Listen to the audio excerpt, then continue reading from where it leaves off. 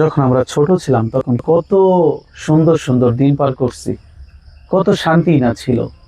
যখনই বড় হইলাম দায়িত্বগুলো বাইরে গেল, বিয়ে করলাম, সন্তান হলো, সংসার হলো, কর্মজীবনে জীবনযাপন করছি। তবে বন্ধু, আমার এখন যেন মনে হয় কি কি বন্ধু মনে হয়? যে ছোটবেলা বাচ্চা যারা কইতো, গ্রামের মুরব্বীরা কইতো, মানুষের উপকার করা, মানুষের বিপদে আপদে পাশে থাকা এবং মানুষকে সদগায়ে জারিয়া করা, বেশি বেশি দান দক্ষিণা দেওয়া এবং মানুষের কল্যাণের জন্য কাজ করা, এগুলো নাকি আল্লাহ এবং আল্লাহর রাসূলের পছন্দের কাজ। হ্যাঁ, এগুলো অবশ্যই সওয়াবের কাজ। আলেম ওলামারা তো মিথ্যা বলে না।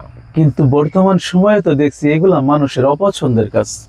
না, মোটেও সেটা অপছন্দের কাজ না। কিছু কিছু মানুষ আছে তোমারটা খেয়ে আবার তোমাকে সাথে পোল্ট্রি নিয়ে যাবে। আজকে তুমি খাওয়াচ্ছ, তোমার সাথে বন্ধু হলো, তুমি 2 দিন খাবার বন্ধ করে দাও, দেখবে সেই লোকই তোমার পিছনে গীবত বলবে, সে তোমার শত্রু হয়ে যাবে। আসলে বন্ধু, আমি যতটুকু বুঝতে পারলাম, খাওয়ায় কোনোদিন উপকার কইরা বন্ধু হওয়া যায় না। কারণ আমার জীবনে আমার জানাশোনা আমি কারো ক্ষতি করি নাই, কিন্তু বন্ধুর থেকে শত্রুর সংখ্যাই আমার বেশি। মানুষ সবসময় খাওয়ায় শত্রু বানায়, না খাওয়ায় বন্ধুত্ব হয়। সঠিক, এটাই আজকে থেকে চিন্তা ভাবনা করছি যে জীবনে আল্লাহর সৃষ্টি পশু পাখিরে খাওয়াবো, কিন্তু কোনো মানুষকে আমি আর খাওয়াইতে রাজি না।